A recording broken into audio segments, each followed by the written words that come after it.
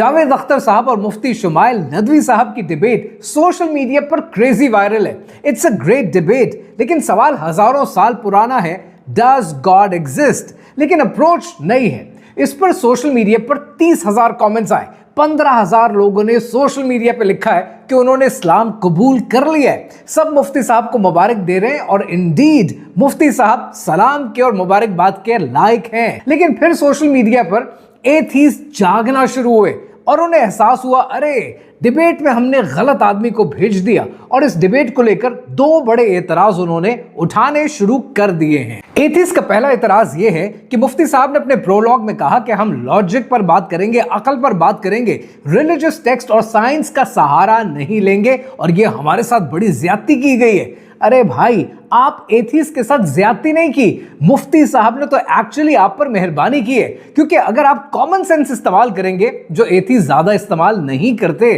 Common sense के मुताबिक अगर आप रिलीजियस टेक्स्ट का सहारा लेंगे तो दुनिया जहान का रिलीजियस टेक्स्ट आपके नैरेटिव के अगेंस्ट जाता है, आप और फंसते। और अगर आप साइंस का सहारा लेते तो साइंस तो एग्जिस्टेंस ऑफ गॉड पर वेग है, बल्कि करीब करीब भी नहीं है, इसीलिए आपको मेटाफिजिक्स की जरूरत पड़ती और आप और फंसते। कॉन्टिंजेंसी आर्ग्यूमेंट में मुफ्ती साहब ने कहा कि एवरीथिंग नीड्स अ कॉज, ताकि ये रिएक्शन आगे चल सके। इस पर एथीस्ट का एतराज ये है कि अगर हमें साइंस से साबित करने देते तो हम ये बता देते कि साइंस एक दिन इसको डिस्कवर कर लेगी।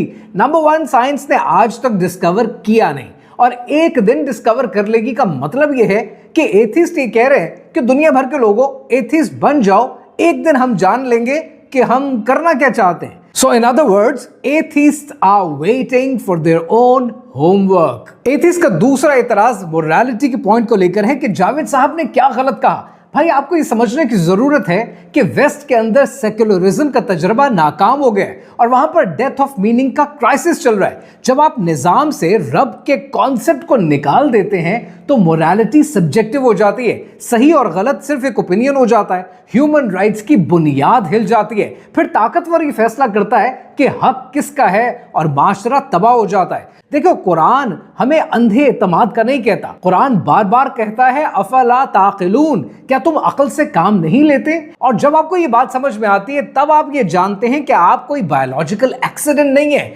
आप एक इंटेंशनल क्रिएशन है।